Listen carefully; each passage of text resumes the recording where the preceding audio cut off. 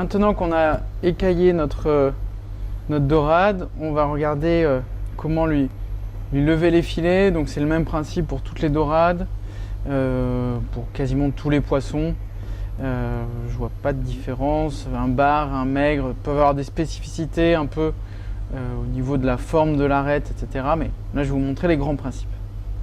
Donc j'ai écaillé mon poisson, il est vidé. J'ai plus que maintenant qu'à lever les filets. Lever les filets, pour moi, ça a une utilité pour vraiment manger cru. Je vois pas trop l'intérêt pour cuire. Le four est super bien, la basse température est inratable, donc franchement rien à dire là-dessus. Je vous conseille vraiment de ne pas vous embêter, sauf si vous voulez faire sashimi, ceviche et autres carpaccio. Je vais utiliser un couteau filet de sol qui est un couteau un peu souple.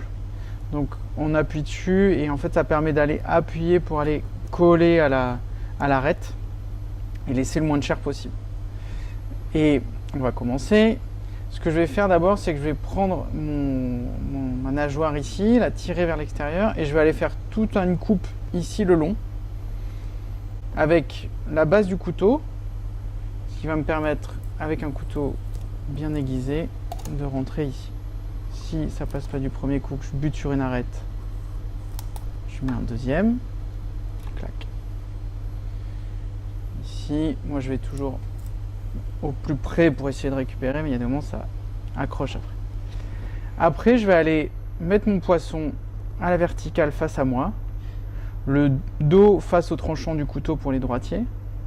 Et ce que je vais faire, c'est que je vais poser ma main, j'appuie pas, hein, j'appuie pas sur mon poisson, je pose ma main pour aller en fait guider et bloquer mon poisson. Et je vais aller faire une petite entaille, je vais rentrer de quelques centimètres maximum sur toute la longueur ici. Sur les gros poissons, je vous conseille vraiment de faire toute la longueur. Sur les petits poissons, vous pouvez vous arrêter un peu avant parce qu'il y a une faible épaisseur de chair entre l'arête et l'angle qu'on va faire là. Mais sur les gros poissons, vraiment, on commence, on plante et on avance.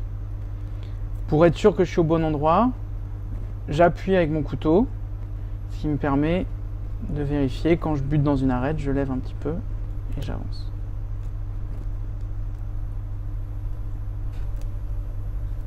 Donc comme ça, je fais toute la longueur. Merde. Donc là, vous voyez, j'ai dérapé pas mal. C'est pas très grave. J'appuie et j'avance.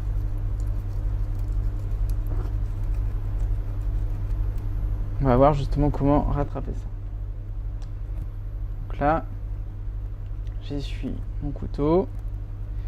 Ici maintenant, en fait, ce que je vais faire, c'est que je vais prendre la chair entre le pouce et l'index et je vais mettre mon poisson légèrement en tension, ce qui va faire que la chair ici, le poing en dessous, va tirer sur la chair et va me permettre de faire des grands coups. L'idée, c'est surtout de faire des coups en une seule fois et ne pas cisailler comme ça. C'est là où vous allez tout abîmer. C'est ce que j'ai fait là quand je me suis raté. Et là, ce que je vais faire, voilà, je dégage au fur et à mesure. Je mets en tension, je dégage au fur et à mesure. Donc tout se détache tout seul. Il faut des couteaux bien aiguisés, ça c'est vraiment important. Les filets de sol sont vraiment bien pour ça. Ici, là, je peux passer au travers et aller couper. Et pareil, je vais aller me dégager toute la longueur. Ça me permet vraiment d'y voir plus clair. Quand j'arrive sur ici la cavité thoracique, l'idée c'est d'aller contourner. Donc je vais être un peu plus superficiel pour laisser les grosses arêtes et passer autour. Donc ici je crois que j'ai une petite attache. Voilà, je dégage. Voilà, vous voyez, ça tire. Et là, moi, je vais venir couper sur ces grosses arêtes en m'appuyant bien dessus.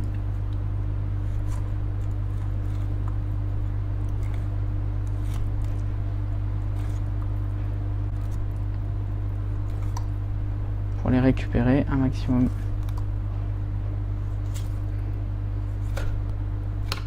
De chair. Voilà. Ici, là, sur ma dorade, j'ai des grosses grosses arêtes qui peuvent facilement se retirer à la cuisson. Mais ce que je peux faire, c'est avec la pointe de mon couteau et en les serrant entre le pouce et l'index, j'appuie à la base et je tire dessus. Vous pouvez prendre une pince à désarrêter, surtout pas dire pince à épiler, paraît-il, dans le milieu des poissonniers. Mais franchement, ça se fait plutôt bien comme ça. Hop.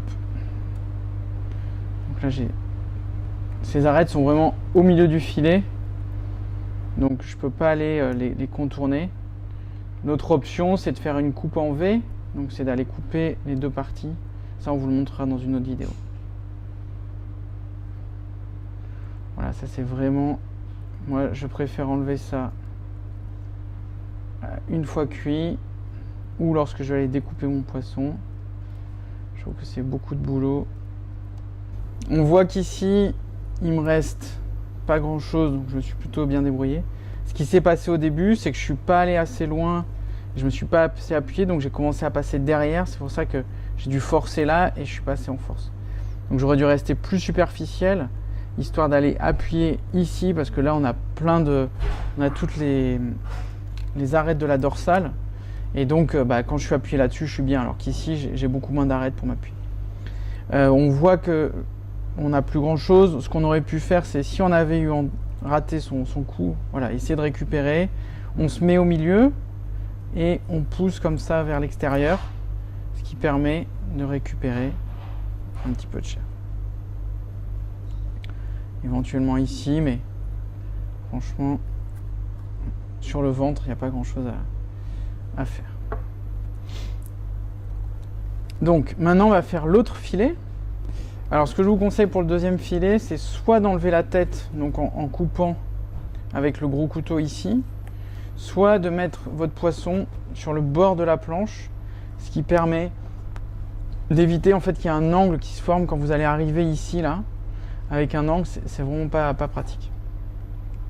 Donc on va faire la même étape, c'est-à-dire qu'on va aller couper ici tout le long. Donc je fais un mouvement en avant et le deuxième en arrière.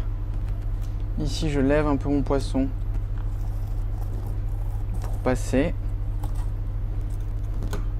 Et j'ai ouvert. Ici, je viens le mettre sur le bord.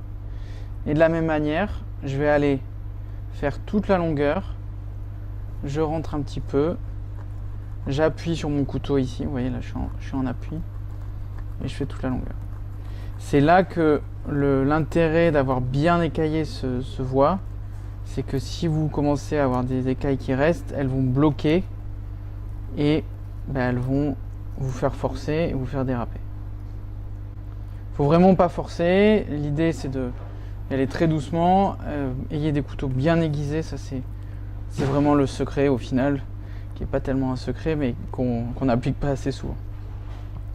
De la même manière, je vais aller prendre mon dos entre mon pouce et mon index.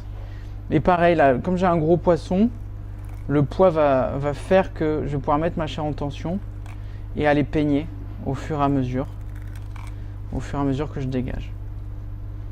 Ici, je peux aller traverser mon poisson, j'appuie bien sur le plat du couteau, ce qui me permet d'aller tout doucement. Je colle au maximum aux arêtes,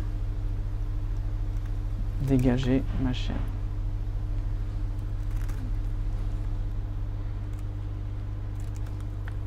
Ici, là, une fois que j'ai bien dégagé, je peux appuyer bien sur mon couteau pour aller faire cette longueur-là. Et là, de la même manière, je vais détacher ici et je vais aller couper au fur et à mesure. Vraiment bien avoir, quitte à tourner un peu votre main comme ça, vraiment bien avoir les chairs en tension, ça aide vraiment grandement derrière. Et un couteau bien aiguisé de la même manière.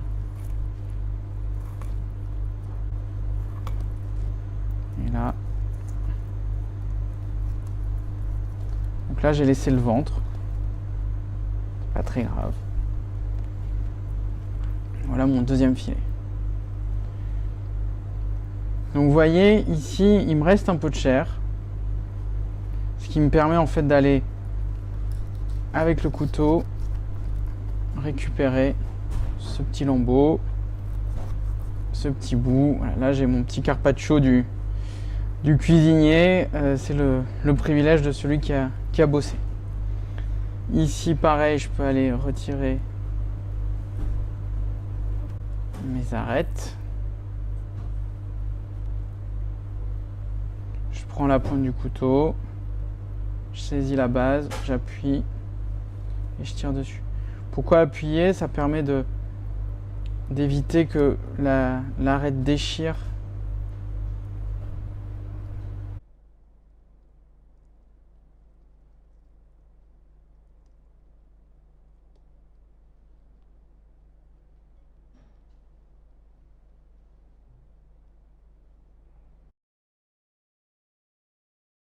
Et je crois que j'en ai une dernière ici.